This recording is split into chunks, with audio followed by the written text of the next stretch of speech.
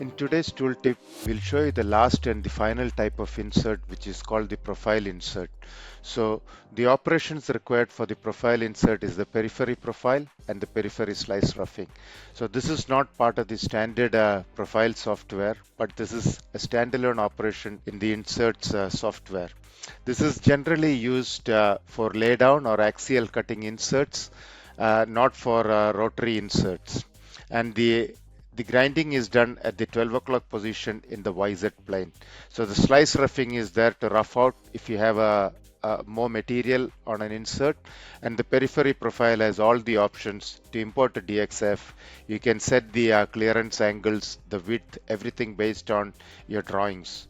Now, these are normally clamped in the center and you don't need the reference. So the reference will be from the outside and from the center hole.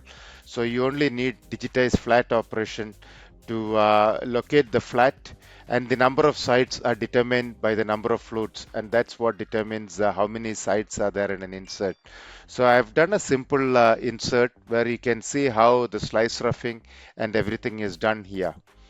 So the first is the slice roughing, and then we use 2CH3R wheel to come and just do the profile like the normal profile grinding, but just on the YZ plane. Next week, we'll show you some of the work holdings that's used for all these different types of inserts.